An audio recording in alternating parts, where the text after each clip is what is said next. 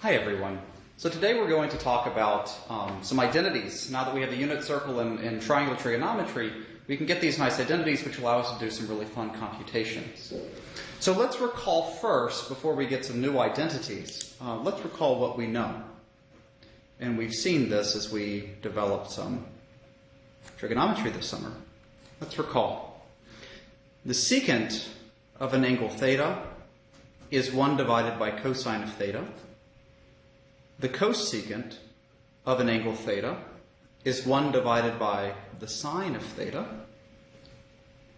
And the cotangent of an angle theta is 1 divided by the tangent of theta. Right?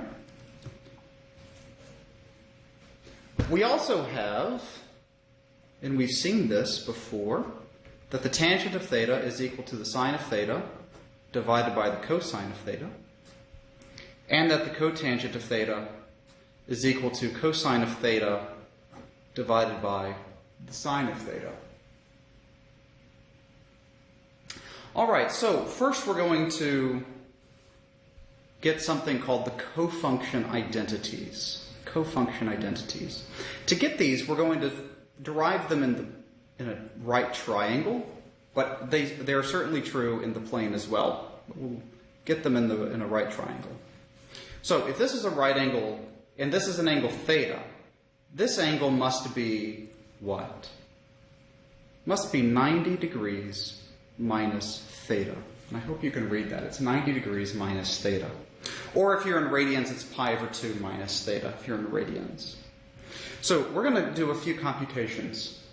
Let's compute the sine of theta. Well, to compute the sine of theta, let me label these things, right?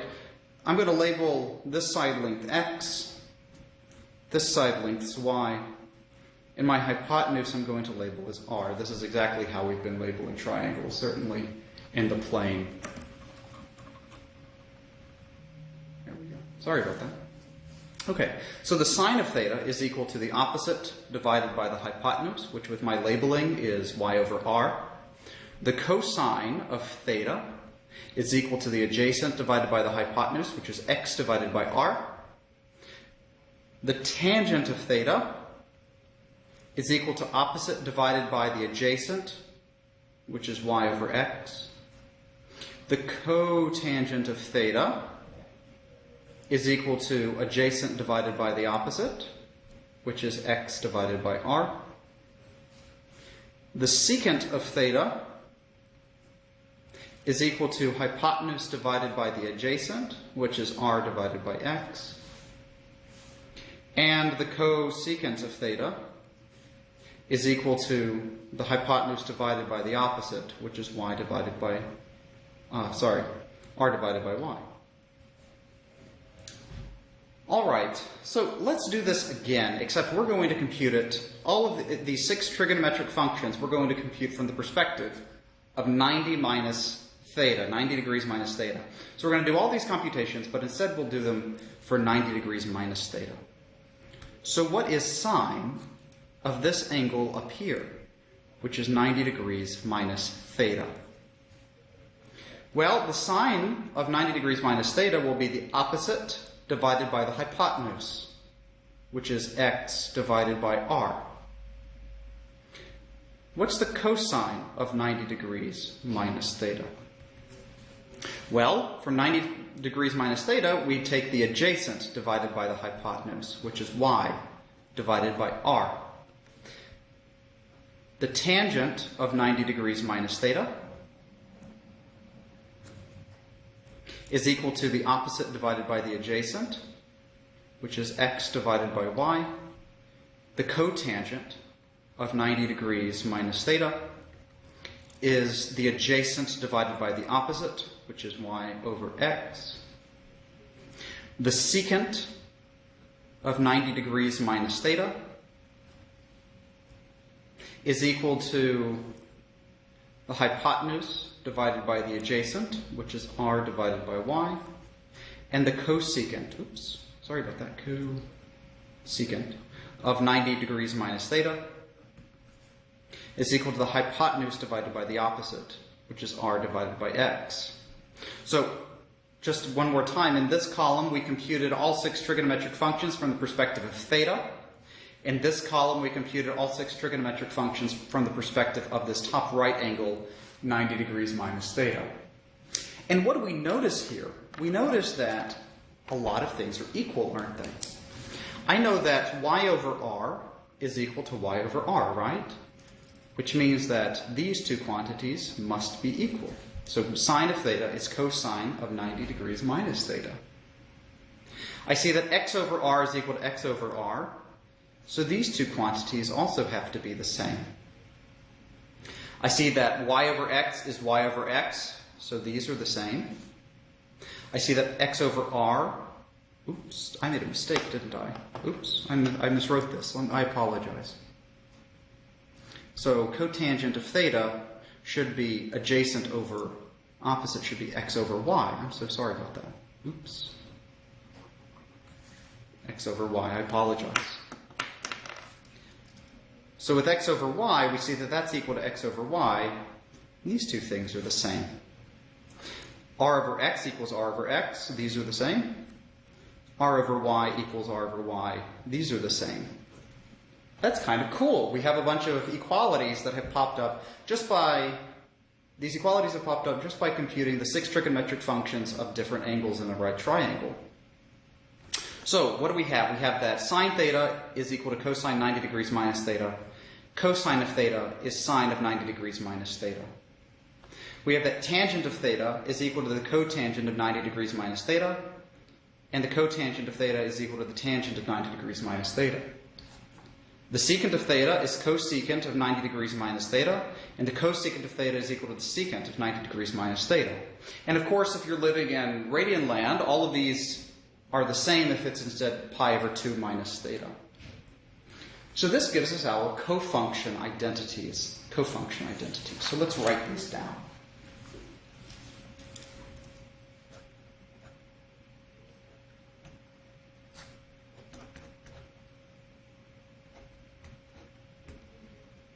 Here are our cofunction identities.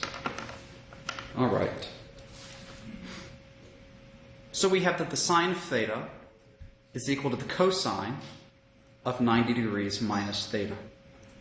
We have that the cosine of theta, just by going in those diagonals that we had on the last sheet of paper, we see that the cosine of theta is equal to the sine of 90 degrees minus theta.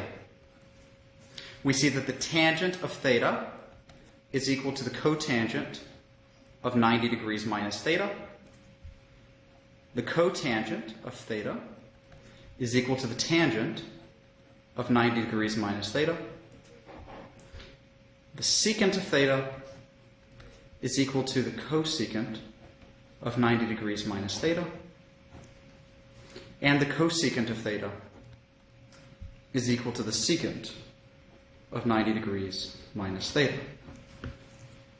So here's our list of our cofunction identities, and I hope that you see where they come from. And we'll do some examples in the end. All right. Let me get a new piece of paper.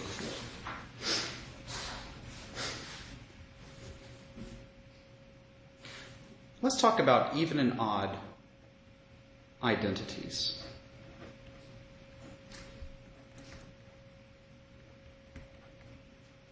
Even and odd identities. Well, first let's recall what an even and odd function are. A function is called, this function needs a name. Let's call it f of x. A function f of x is called even if f of negative x is equal to f of x for all x. And the function is called odd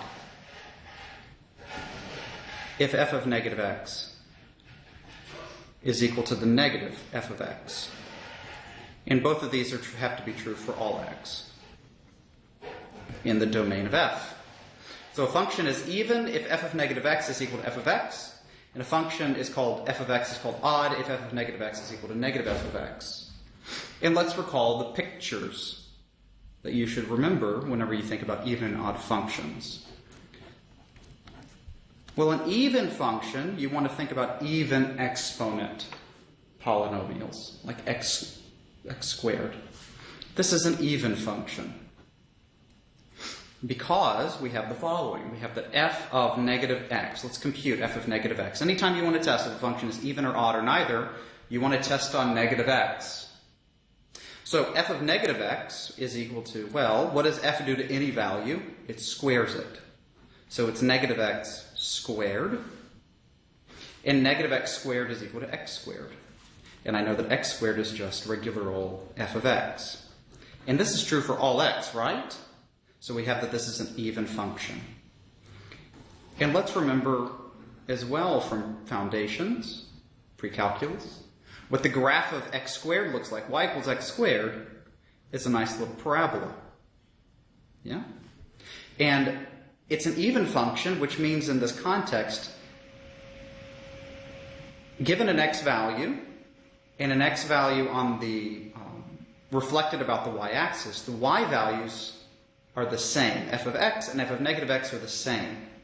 So if I have an x value over here with the y value, and an x value reflected across the y-axis, the y value is the same. So here's f of x, here's f of negative x up here. We have y-axis symmetry. You can fold the function along the y-axis. This has y-axis symmetry.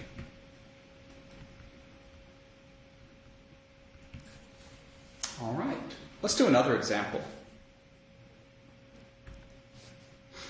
What about f of x equals to x cubed? Well, this is going to be an odd function.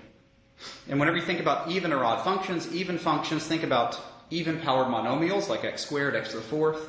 Odd functions, think about odd-powered monomials like x cubed, x to the fifth. And let's see why it is odd. How do we check if anything's odd? You test on negative x, right? So f of negative x, well, what does f do to any value of x? It raises it to the third power. So we take my value negative x, and I raise it to the third power.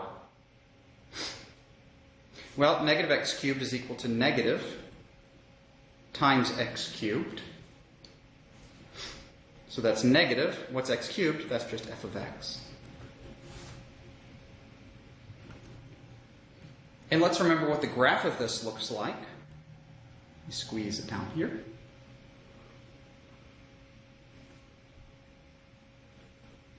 The graph of x cubed looks like this. What type of symmetry does this function have from pre-calculus? It has symmetry about, It has symmetry about the origin,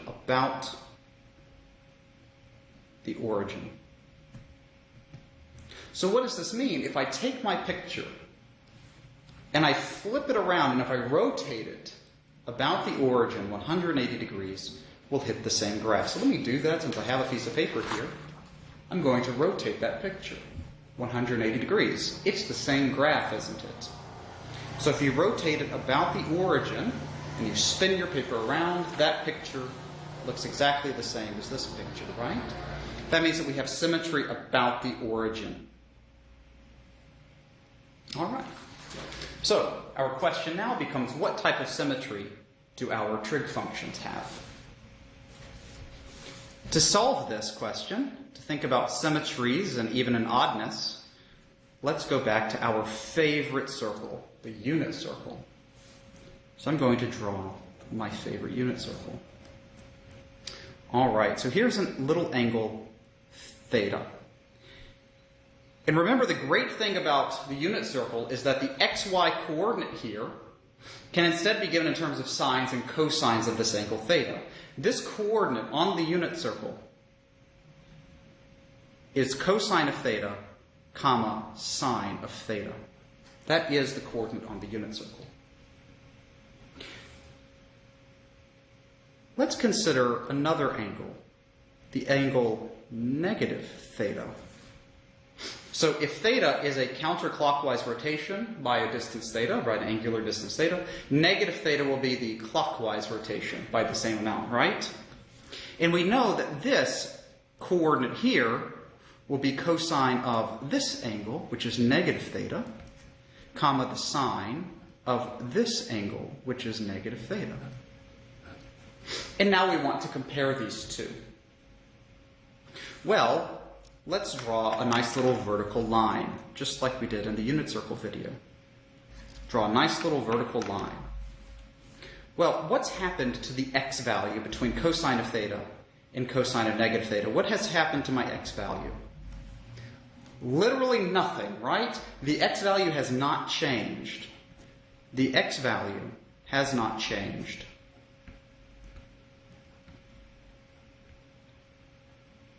So what do I know is the relationship between this x value and this x value?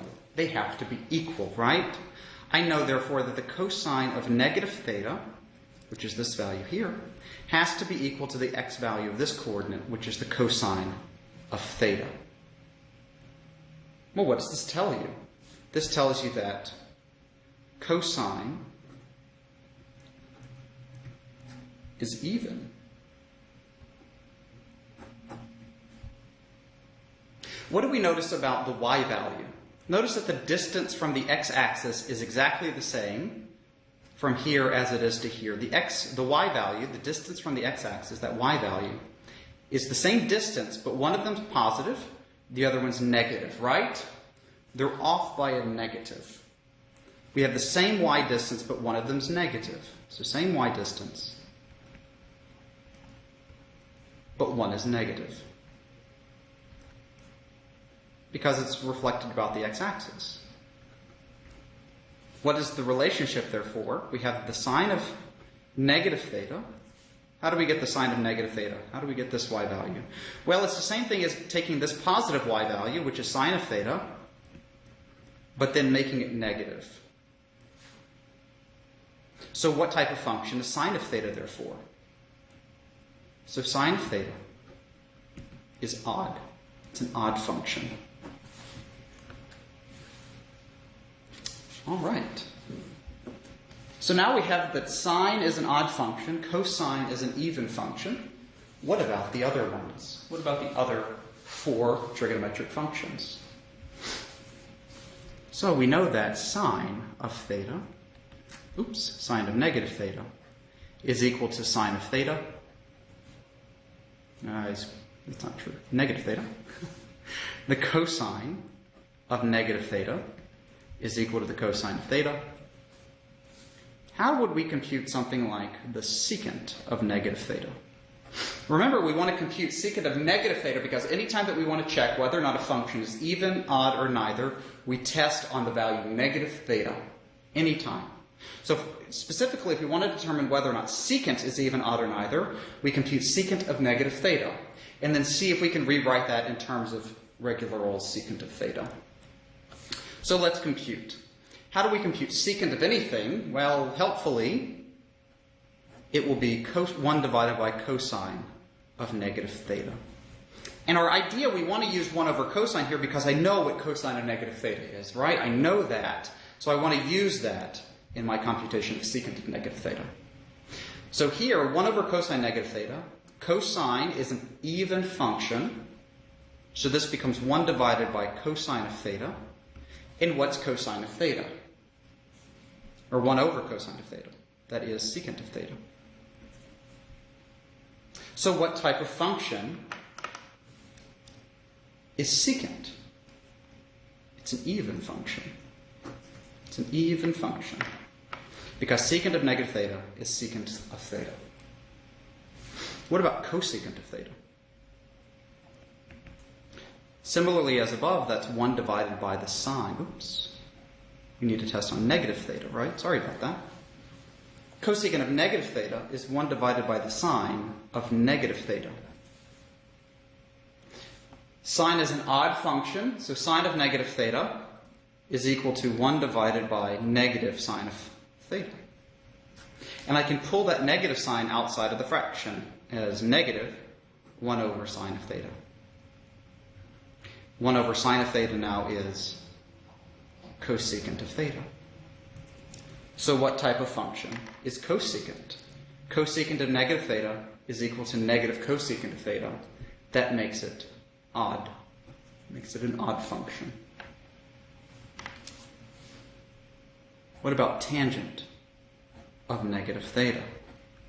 You might want to pause the video and try this one yourselves. It's exactly the same as the ones above. Decompose it in terms of sines and cosines and compute. All right, so tangent of negative theta is sine of negative theta divided by the cosine of negative theta. Sine is odd, so the numerator becomes negative sine of theta. Cosine is even, so the denominator is cosine of theta. So I have negative sine over cosine, sine of theta over cosine of theta is tangent of theta. So what type of function do I have if it's tangent of negative theta is equal to negative tangent of theta? That's once again an odd function. And the last one is cotangent of theta, negative theta is equal to the cosine of negative theta divided by the sine of negative theta. Just as above, cosine negative theta is cosine of theta divided by negative sine of theta. I can pull the negative outside that fraction.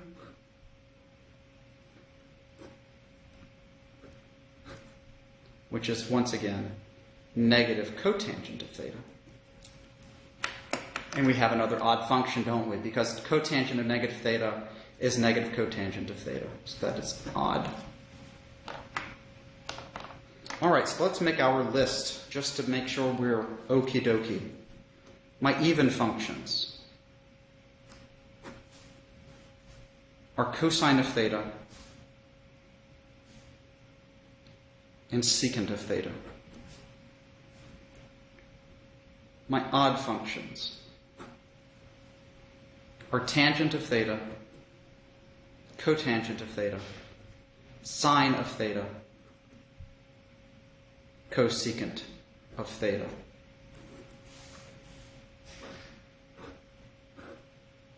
We have 2 even functions, 4 odd functions. All right. Let's do just a couple more identities and then we'll see some examples, I promise. Whenever we were doing the unit circle, we got a nice little identity called the Pythagorean identity.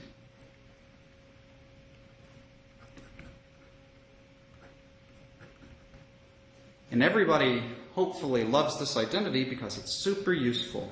Sine squared of theta plus cosine squared of theta equals to 1. We can get 2 more for free out of this identity that we've already derived in a previous video. For the first one,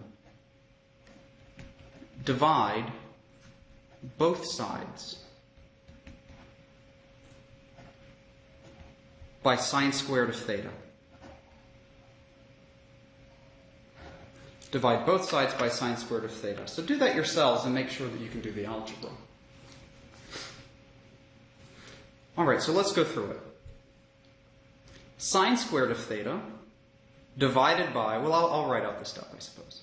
So we want to divide both sides through by sine squared of theta. So I have sine squared theta divided by sine squared theta plus cosine squared theta divided by sine squared theta equals 1 divided by sine squared of theta. Sine squared theta divided by sine squared of theta is 1. Cosine squared theta divided by sine squared of theta, well, that's the same thing as cosine of theta divided by sine of theta squared, isn't it? And what about 1 divided by sine squared of theta? That's the same thing as 1 divided by sine of theta squared. And so simplifying, we get 1 plus cotangent squared theta is equal to cosecant squared theta. Cool. This is another Pythagorean identity. Another Pythagorean identity. To get the third one, divide both sides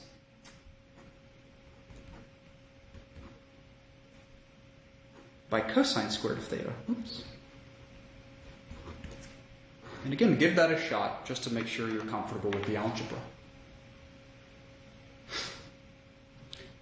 So we get sine squared theta divided by cosine squared theta plus cosine squared theta divided by cosine squared theta equals 1 divided by cosine squared theta.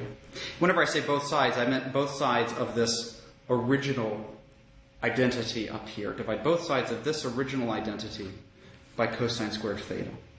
So we get sine squared theta divided by cosine squared theta, cosine squared theta divided by cosine squared theta, 1 divided by cosine squared theta. And similarly as above, sine squared theta over cosine squared theta is equal to tangent squared theta plus cosine squared theta divided by cosine squared theta is 1. 1 divided by cosine squared theta is secant squared theta. And this gives us our third Pythagorean identity. That's super cool. All right. Let's do some examples now.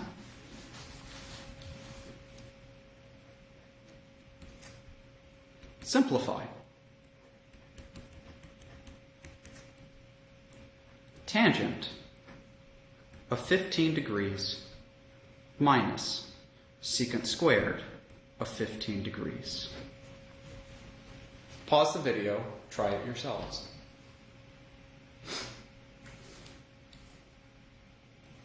So here we are. Here you are. And you're thinking. You're saying, boy, gee, howdy. I know, because I wrote it on the previous page, that tangent squared theta plus 1 is equal to secant squared theta. We know that, right? So how do I rearrange this to look like tangent? Oops, I'm so sorry. The problem should be tangent squared of 15 degrees. I am so sorry about that. How do we rearrange this equation to look like tangent squared of theta minus secant squared of theta? Well, I have tangent squared theta. I'm going to subtract secant squared. So I get tangent squared of theta minus secant squared theta. And what is that equal to? That has to be -1. Well, 15 degrees is certainly an angle theta, so I have tangent squared of some angle minus secant squared of some angle by this identity must always be -1. Let's do another example. Similar in flavor. Simplify the following. Cosine squared of 55 degrees plus cosine squared of 35 degrees. Try that yourselves.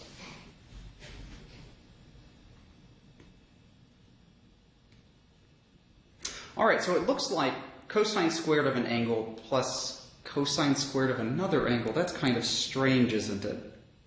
So let's think a little bit. Here we are, and we're thinking, aren't we? Let's observe first that 55 degrees is equal to 90 degrees minus 35 degrees, right? What does this allow us to do? This means that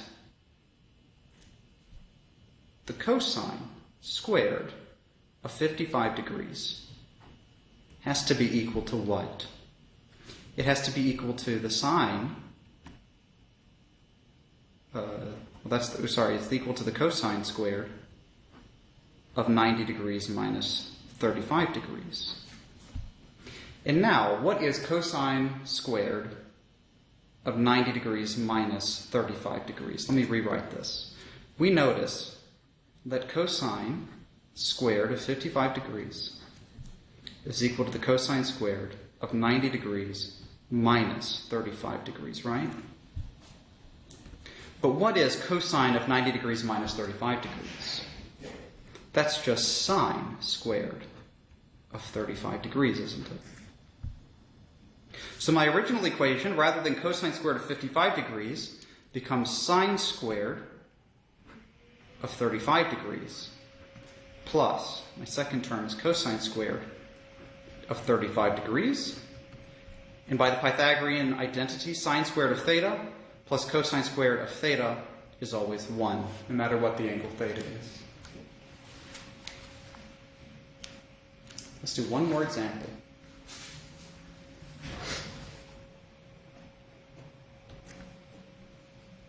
Suppose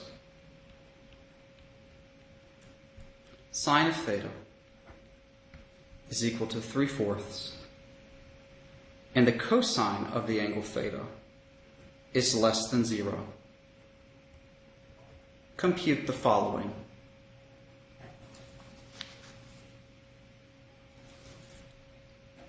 Tangent of theta. Part B, compute cosine of negative theta. Part C, compute the cosecant of pi over 2 minus theta. Pause the video, give that a shot, please.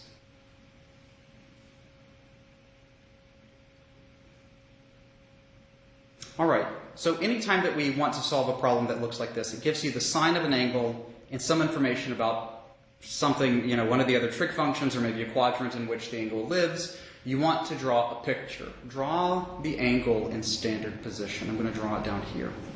Draw your angle always, always in standard position. I know that my y value is positive because sine of theta gives you your y value. The y value is positive, and the cosine of theta, so the x value, is negative. In which quadrant are the y's positive but the x's are negative? That is the second quadrant, isn't it? So here's my angle theta. And I always drop a height down perpendicular to the x-axis, like it's hot. Yeah? And now I know that the sine of this angle theta, which is the opposite, the y value, divided by the hypotenuse, 3/4. How do we find this x value? We need the Pythagorean theorem, don't we? I know that it's going to be square root of 4 squared minus 3 squared, which is the square root of 7. So this distance here is the square root of 7, isn't it? But there's an issue, right? It's in the second quadrant. What do we know about x values in the second quadrant? X values in the second quadrant are always negative. If you forget the negative sign, it is wrong. It is wrong. Be really careful. If you have negative x values, make sure they're negative. If we had a negative y value, you would make sure that it's negative. All right, so now we're ready to go. How do we compute the tangent of this angle theta? It's y over x, right? Or opposite over adjacent, however you want to do it. So this is 3 divided by negative square root of 7. Or if you prefer to simplify, that's negative 3 square root of 7 divided by 7. For part B, the cosine of negative theta, well, let's use an identity. What's cosine of negative theta for any angle theta? I know that cosine is an even function, so this is just the cosine of theta. And the cosine of theta is adjacent divided by the hypotenuse. So that's going to be negative square root of 7 divided by 4. And now the cosecant of pi over 2 minus theta. Let's use our cofunction identity for this one, right? Cosecant of pi over 2 minus theta. What's the cofunction of cosecant? That's just secant of theta. And what's secant of theta? Well, it's hypotenuse divided by the adjacent, or r divided by x, right? So that's it's negative 4 divided by root 7. And if you want to rationalize, it's negative 4 root 7 divided by 7. All right, so I hope that this helps. These are all the examples that I want to go through. If you have any other questions, please feel free to reach out to me via email and we can set up a time to Skype, or I can respond in email. These take some practice to get used to working with the identities. So be sure to be solid on all of your identities, be solid on all of the unit circle, and it will really help if you are first and foremost solid on that information before trying the problem. So please study that first. Again, if you have any questions, feel free to reach out and I'm happy to help. And I'll see you in the next video. Thanks so much.